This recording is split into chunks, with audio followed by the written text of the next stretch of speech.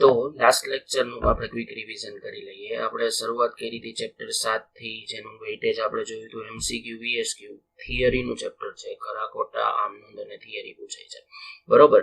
ત્યારબાદ આપણે જોયું હતું પેઢીનું વિસર્જન કોને કહેવાય, ભાગીદારીનું વિસર્જન, ઇન શોર્ટ પેઢીનું વિસર્જન જ્યાં ધંધો પૂરો થાય અને ભાગીદારીનું વિસર્જન સંબંધ પૂરો થાય. પેઢીના વિસર્જનમાં ધંધાનું અસ્તિત્વ નહીં રહે, ભાગીદારીના વિસર્જનમાં સંબંધ બદલે છે, જરૂરી નથી કે પેઢી પણ બંધ જ થાય. ત્યારબાદ આપણે જોયું હતું વિસર્જનની રીતો કે પદ્ધતિ. બે પદ્ધતિ હતી. એક હતું સામાન્ય વિસર્જન, જેમાં અદાલતનો હસ્તક્ષેપ ન હતો.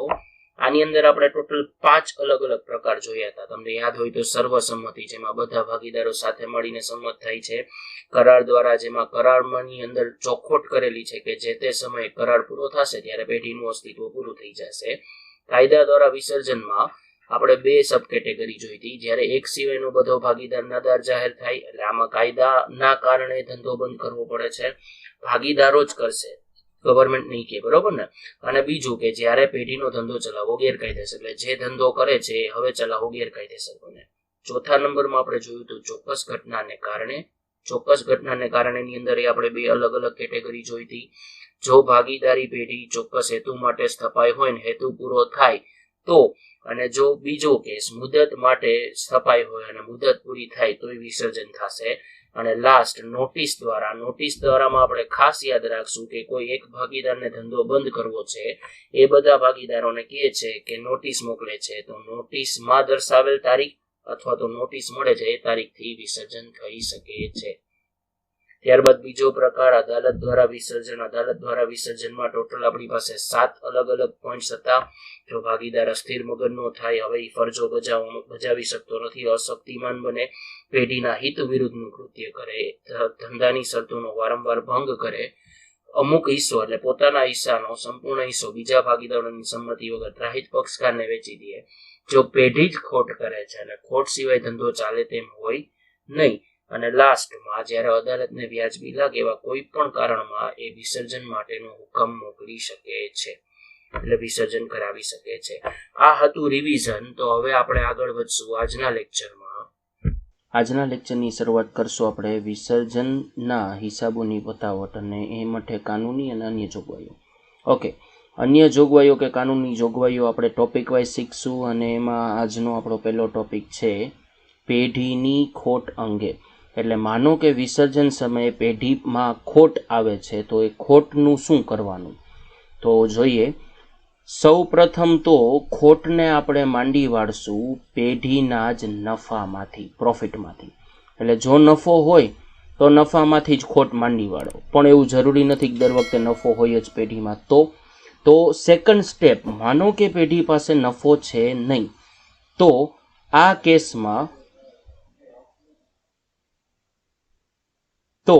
આ કેસમાં આપણે ભાગીદારોની મૂડી, એટલે કે ભાગીદારોએ જે પૈસા પેઢીને આપ્યા હતા ને ધંધો શરૂ કરવા માટે, એ ભાગીદારોની મૂડી એટલે કે કેપિટલમાંથી આપણે માંડી વાળશું. અને માનો કે કેપિટલ નથી, તો શું કરવાનું. તો આવા કેસમાં કે જ્યાં ભાગીદારોની મૂડી પર્યાપ્ત નથી, નફો પર્યાપ્ત નથી, તો હવે આ જે કાંઈ ડિફરન્સની અમાઉન્ટ છે, જે કાંઈ ખોટ વધી છે, એ ખોટ બધા ભાગીદારો પોતાની વચ્ચે સ્વૈચ્છિક રીતે વહેંચી લેશે.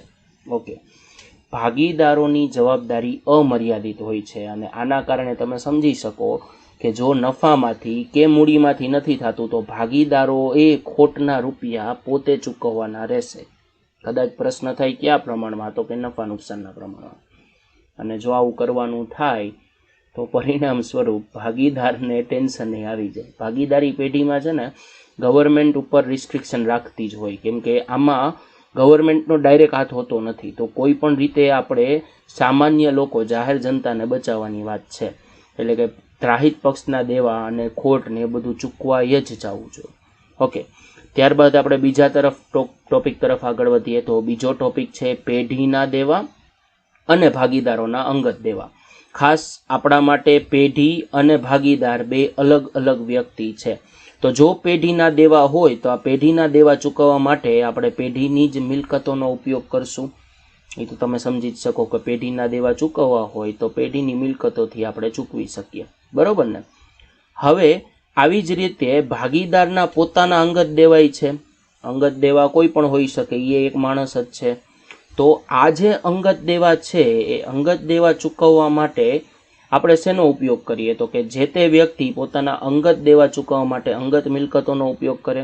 સેમ ભાગીદાર પોતાના અંગત દેવા ચૂકવવા માટે અંગત મિલકતોનો ઉપયોગ કરશે. પણ આપણે ભાગીદારી પેઢીની વાત કરીએ છીએ, એની વ્યક્તિ માત્ર એક વ્યક્તિ જ નથી, પેઢીનો ભાગીદાર છે.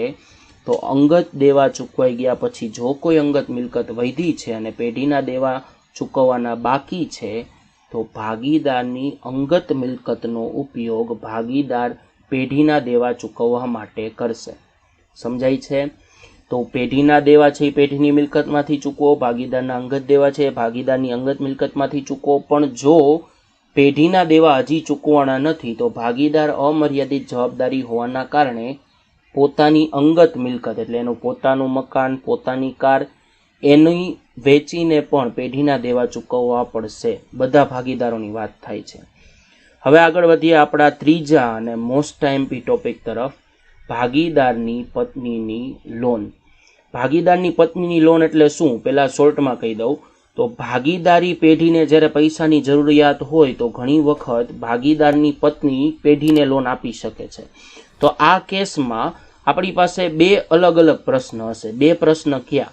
તો કે પહેલો પ્રશ્ન કે ભાગીદારની પત્ની પોતે પૈસા કમાય છે, પોતે કોઈ વર્ક કરે છે, જેમ આપણે અત્યારે સ્ક્રીન ઉપર દેખાય છે કે એની પત્ની લેપટોપની અંદર કોઈ પણ પ્રકારનું વર્ક કરી, આઉટસોર્સિંગ કરી અને કમાણી કરે છે. હવે આ કમાણી છે એ ભાગીદારની ગણાતી નથી. આ એની પત્નીની પોતાની આવડત, પોતાના કૌશલ્યથી ઊભી કરેલી આવક છે. તો જો આ આવક એ પેઢીને આપે છે તો આ કેસમાં જે તે રકમ હવે ભાગીદારની પત્ની તરીકે નથી ગણવાની, આપણે એને ત્રાહિત પક્ષના દેવા તરીકે જ ગણી લેવાની છે. ત્રાહિત પક્ષના દેવા ગણીને જ એને આપણે ચૂકવી દેશું. ત્રાહિત પક્ષના દેવા એટલે શું? ત્રીજો વ્યક્તિ, પેઢી કે ભાગીદારની વાત નથી, એવો વ્યક્તિ કે જેને ભાગીદારી પેઢીએ રૂપિયા ચૂકવવાના બાકી છે. ભલે એ પત્ની રહી પણ એને પોતાની આવડતથી પૈસા કમાણા છે, તો આ પૈસા ભાગીદારના નથી, એના પોતાના છે. એટલે કે એની પત્ની એ ત્રાહિત પક્ષના થઈ જાય. પણ માનો કે કેસ નંબર 2, જો પત્ની કમાતી ન હોય ભાગીદારની, તો એક જ વસ્તુ કરવાની છે, પૈસા વાપરવાની છે. ઓકે, એ પછી કોઈ પણ રીતે વાપરે. માનો કે આપણા કેસમાં એ ફરવા જાય છે. હવે આ ફરવાના પૈસા બચાવી અને જો એ પેઢીને લોન આપે છે ભાગીદારની પત્ની, હવે અહીંયા ખાસ ધ્યાન આપજો, આ પૈસા એના પોતાના નથી, એણે કમાણા નથી. આ પૈસા ક્યાંથી આવ્યા છે? તો કે ભાગીદાર પાસેથી. તો હવે આ રૂપિયા એની પત્નીના પોતાના નહીં ગણાય અને આ જે રૂપિયાની લોન છે ને એ હવે ભાગીદારની લોન જ ગણાઈ જશે અને ભાગીદારની લોન ગણાઈ અને એને ચૂકવણી કરવામાં આવશે. હવે તમારા મનમાં કદાચ પ્રશ્ન થાય કે સર એનાથી ફરક શું પડે છે? તો ત્રાહિત પક્ષના દેવા છે ને એ વિસર્જન વખતે બીજા નંબરે ચૂકવાય. એટલે પહેલાં વિસર્જન ખર્ચ ચૂકવાય, પછી જો નુકસાન હોય તો એ ચૂકવાય અને ત્યારબાદ સૌ પ્રથમ ત્રાહિત પક્ષના દેવાની ચૂકવણી થાય. અને ભાગીદારની લોન છે ને છેલ્લેથી બીજું ચૂકવાય. એટલે ત્રાહિત પક્ષના દેવા ચૂકવાઈ જાય પછી ભાગીદારની લોન ચૂકવાશે. એટલે તમને કદાચ અત્યારે ન સમજાય, પણ જ્યારે વિસર્જન થતું હોય ત્યારે પૈસા મળવાની શક્યતા સૌથી ઓછી હોય, જેમ જેમ પાછળવાળો આવે ને. તો જો એ ભાગીદારની લોન હશે તો એમાં પાછળથી રૂપિયા જો વધશે તો મળશે, અને મોસ્ટ ઓફ ધી ટાઈમ જ્યારે પેઢીનું વિસર્જન થાય ત્યારે કારણ એવું જ હોય કે ખોટ થતી હોય તો મળવાના જ ના હોય. ઓકે, ખાસ યાદ રાખજો, ભાગીદારની પત્નીની લોન આ ટોપિક પૂછાય છે ઘણી વખત અને આપણું ચેપ્ટર એ થિયરીનું છે. બરોબર, આગળ વધીએ. તો આના પછીનો આપણો ટોપિક નંબર 4 છે કે પેઢીની મિલકતોની ઉપજની વહેંચણી. હવે આ બધું આપણે જોયું તો આ જે પેઢીની મિલકતો છે એની ઉપજ જે થાય છે, એટલે મિલકત વેચો ને એની જે આવક થાય તો એનું કરવાનું શું? તો સ્ટેપ બાય સ્ટેપ જોઈએ આપણે કે જ્યારે પેઢીનું વિસર્જન થાય અને મિલકતમાંથી કોઈ ઉપજ ઊભી થાય તો આ ઉપજમાંથી સૌથી પહેલાં વિસર્જન ખર્ચ ચૂકવાય. વિસર્જન ખર્ચ એટલે શું? તો કે વિસર્જન કરવા માટેનો જે કંઈ ખર્ચો થાય છે એ ચૂકવશું. આ ચૂકવાઈ જાય પછી મેં કીધું તેમ બીજા નંબર ઉપર ત્રાહિત પક્ષ એટલે કે એવા વ્યક્તિઓ જે પેઢી કે ભાગીદાર નથી, એટલે કે એવા વ્યક્તિઓ કે જે પેઢીના લેણદારો છે, જે પેઢી પાસેથી રૂપિયા માંગે છે. ત્યારબાદ ભાગીદારોની લોન ચૂકવાશે, એટલે કે ભાગીદારે જો પેઢીને લોન આપી છે તો એ ચૂકવશું. એ ચૂકવાઈ જાય પછી ભાગીદારોના મૂડી અને ચાલુ ખાતાની રકમો ચૂકવવામાં આવશે. મૂડી અને ચાલુ ખાતા ભાગીદારે પેઢીમાં જે રોકાણ કર્યું છે એ રૂપિયા. અને માનો કે બધું ચૂકવાઈ જાય અને કોઈ રકમ વધી છે, એટલે કે પેઢીનું વિસર્જન થઈ ગયું, જરૂરિયાતની બધા દેવા ચૂકવાઈ ગયા, હજી રકમ વધી છે, તો આ રકમ બધા ભાગીદારો વચ્ચે નફા નુકસાનના પ્રમાણમાં વહેંચી આપવામાં આવશે. એટલે કે છેલ્લે જો કાંઈ વધ્યું છે તો એ રાખવાનું નથી, હવે એ ભાગીદારો વચ્ચે વેચી દો નફા નુકસાનના પ્રમાણમાં, કેમ કે હવે પેઢીનું અસ્તિત્વ તો રહેવાનું જ નથી. બરોબર, અહીંયા સુધીનું ક્લિયર હોય તો એના પછીનો મોસ્ટ એમપી ટોપિક આપણા માટે છે માલ મિલકત નિકાલ ખાતાની ટૂંક નોંધ. 3 માર્કમાં અવારનવાર પૂછાય છે આ પ્રશ્ન. માલ મિલકત નિકાલ ખાતું, આ વિસર્જનના હિસાબોની અસર આપવા માટે આપણે માલ મિલકત નિકાલ ખાતું તૈયાર કરતા હોય. અને આની ટૂંક નોંધ બેઠે બેઠી ટેક્સ્ટ બુક મુજબ જ આપણે યાદ રાખવાની છે, અને કોશિશ એવી કરીએ કે તમને આમાં યાદ રહી જાય. બરોબર ને? ઓકે, શરૂઆત કરીએ. તો કે માલ મિલકત નિકાલ ખાતું, એનું બીજું નામ છે રિયલાઇઝેશન અકાઉન્ટ. આ ઇંગ્લિશ નામ છે, યાદ રહે તો વેરી ગુડ, નો યાદ રહે તો આના કઈ માર્ક કપાવવાના નથી. 1 by 1 પોઈન્ટ વાઇઝ આપણે યાદ રાખવાની કોશિશ કરશું. તો કે પહેલા વહેલા શું આ છે શું? તો કે પેઢીના વિસર્જન સમયે, જ્યારે પેઢીનું વિસર્જન થાય એ સમયે પેઢીની મિલકતો અને દેવાના નિકાલની હિસાબી અસરો આપવા માટે, પેઢીના વિસર્જન સમયે પેઢીની મિલકતો અને દેવાના નિકાલની હિસાબી અસરો આપવા માટે તૈયાર કરવામાં આવતું ખાતું એટલે માલ મિલકત નિકાલ ખાતું. વ્યાખ્યા છે. શું માલ મિલકત નિકાલ ખાતું એટલે શું? તો કે પેઢીના વિસર્જન સમયે, જ્યારે વિસર્જન થાય ત્યારે પેઢીની મિલકતો અને પેઢીના દેવા આના નિકાલની હિસાબી અસરો આપવા માટે જે તૈયાર કરવામાં આવે ને ખાતું, એને કેવું ખાતું કહેવાય? તો કે માલ મિલકત નિકાલ ખાતું. પહેલો પોઈન્ટ પૂરો. બીજો પોઈન્ટ, માલ મિલકત નિકાલ ખાતાને સંપાદન ખાતા તરીકે પણ ઓળખવામાં આવે છે. આના ફઈએ આનું બીજું નામે રાખ્યું છે શું? તો કે સંપાદન ખાતું. તો બીજો પોઈન્ટ તો સહેલો થઈ ગયો, સંપાદન ખાતા તરીકે ઓળખશું. ઓકે, શોર્ટમાં યાદ રાખો, જ્યારે લખો ત્યારે આખું સેન્ટેન્સ લખો. ઓકે, પોઈન્ટ નંબર 3, ભાગીદારી પેઢીના વિસર્જન સમયે ચોપડો બંધ કરવા માટે રોકડ અને બેંક ખાતા સિવાયની મિલકતો અને દેવાના ખાતા બંધ કરી માલ મિલકત નિકાલ ખાતે તેની ચોપડે કિંમતે લઈ જવામાં આવે છે. તો કે આમાં શું કરવાનું છે? તો કે જ્યારે વિસર્જન સમય છે ત્યારે ચોપડા બંધ કરવા માટે બધી મિલકતો, પણ એક મિલકત નહીં, રોકડ ઓબ્લિક બેંક, આના સિવાયની બધી મિલકતો લઈ જવાની, અને દેવાના તો બધા ખાતા જ બંધ કરીને લઈ જવાના છે. ક્યાં? તો કે માલ મિલકત નિકાલ ખાતે. કઈ કિંમતે? ચોપડે કિંમતે. તો હવે કદાચ તમે યાદ રાખી શકો કે વિસર્જન સમયે ચોપડા બંધ કરવા માટે બધી મિલકતો, પણ એક મિલકત નહીં, કઈ? રોકડ અને બેંક, આ ખાતા સિવાયની મિલકતો અને દેવાના ખાતા બંધ કરી ચોપડે કિંમતે ક્યાં લઈ જશું? તો કે માલ મિલકત નિકાલ ખાતે.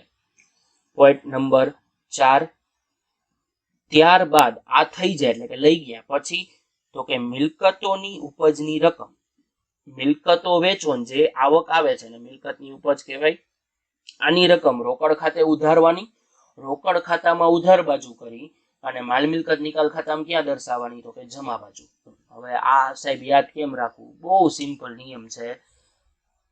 રોકડ એટલે માલ, મિલકત ખાતાનો પ્રકાર આવે અને એનો નિયમ છે આવે તો ઉધાર, આવે તો ઉધાર.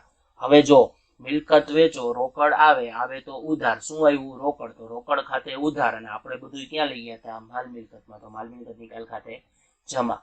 તો મિલકતોની ઉપજની રકમ આવી છે, આવે તો ઉધાર, તો રોકડ ખાતે ઉધાર કરશું અને માલ મિલકત નિકાલ ખાતે શું કરી દેશું? જમા. અને દેવામાં એક્ઝેક્ટ ઊંધું, એમાં ચૂકવણી કરવી પડે તો રોકડ શું થાય? જાય તો જમા. તો રોકડમાં જમા અને સામે માલ મિલકતમાં શું કરી દેવાનું? ઉધાર. ક્લિયર છે? પાછું રિપીટ કરીએ તો કે મિલકતોની ઉપજ રોકડ આવે છે એટલે ઉધાર કરી રોકડ ખાતામાં, માલ મિલકત નિકાલ ખાતામાં જમા કરશું. દેવાની ચૂકવણી માલ મિલકત નિકાલ ખાતામાં ઉધાર કરી રોકડ ખાતે શું કરશું? જમા.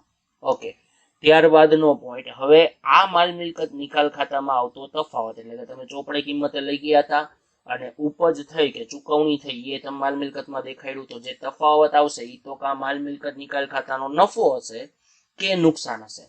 અને આ નફો કે નુકસાન આપણે ભાગીદારો વચ્ચે તેમના નફા નુકસાનની વહેંચણીના પ્રમાણમાં ફાળવી આપવામાં આવશે. આ જો નફો કે નુકસાન હોય ભાગીદારો વચ્ચે નફા નુકસાનના પ્રમાણમાં વેચી દેવાનું. અને શું તો કે જો નફો હોય તો ભાગીદારની મૂડી ખાતે જમા થાય, નફાથી મૂડી વધે એટલે જમા, અને જો નુકસાન હોય તો ઉધાર. ઓકે, એકવાર પાછું ઉપરથી રિપીટ કરી લઈએ. પેઢીના વિસર્જન સમયે પેઢીની મિલકતો અને દેવાના નિકાલની હિસાબી અસરો આપવા તૈયાર કરવામાં આવતું ખાતું એટલે માલ મિલકત નિકાલ ખાતું. માલ મિલકત નિકાલ ખાતાનું બીજું નામ એ રાખ્યું છે એના ફઈએ શું તો કે સંપાદન ખાતું. શું કરવાનું છે તો કે આમાં બધી મિલકતો -1 મિલકત રોકડ કે બેંક ખાતા સિવાયની તમામ મિલકતો અને દેવાના ખાતા બંધ કરી માલ મિલકત નિકાલ ખાતે ચોપડી કિંમતે લઈ જવામાં આવે છે. ત્યારબાદ મિલકતોની ઉપજતી રકમ આવે તો ઉધાર, આવે તો ઉધાર મનમાં બોલવાનું, લખતા નહીં, આવે તો ઉધાર એટલે કે રોકડ ખાતે ઉધારી અને માલ મિલકત નિકાલ ખાતામાં જમા કરશું, અને દેવાની ચૂકવણી જાય તો જમા, રોકડ ખાતે જમા કરી માલ મિલકત નિકાલ ખાતામાં ઉધાર કરશું. ત્યારબાદ માલ મિલકત નિકાલ ખાતામાં જે કોઈ તફાવતની રકમ આવે છે માલ મિલકત નિકાલ ખાતામાં નફો કે નુકસાન હશે. જો આ તફાવતની રકમ ભાગીદારો વચ્ચે આપણે વેચી દેશું, નફા નુકસાનના પ્રમાણમાં વેચી દેશું, ફાળવી દેશું, અને નફો હોય તો ભાગીદારના મૂડી ખાતે જમા થાય, નુકસાન હોય તો ભાગીદારના મૂડી ખાતે ઉધાર થાય. અહીંયા સુધી ક્લિયર છે બધાને? ખાસ આ 2-3 વાર રિપીટ કરવાનું કારણ છે કે આ ઇમ્પોર્ટન્ટ છે. આ યાદ રાખશો તો આમ નોંધ કરવી પણ સહેલી પડશે, અને આના ઉપર જ મેથડ ડેવલપ થયેલી હોય. એટલે ખાસ 2-3 વાર તમે વાંચી લેજો, એક વખત હાથે લખી લેજો ચોપડામાં, મોઢે. આ સૌથી સારી ટેકનિક છે યાદ રાખવાની. વાંચો, પછી લખો, પછી ચેક કરો. તમારી રીતે જ કરવાનું છે. અત્યારે આપણે રૂબરૂ તો પોસિબલ નથી મળવું, બરોબર? તો ખાસ ખાસ ખાસ આ ટૂંક નોંધ યાદ રાખજો, અને જે કાંઈ લેક્ચર છે ક્યાંય ડાઉટ હોય પાછા રિવાઇઝ કરીને જોઈ લેજો. ઓકે, તો આજ માટે આપણે આટલું રાખીએ છીએ. જય હિન્દ, જય ભારત, અસ્તુ.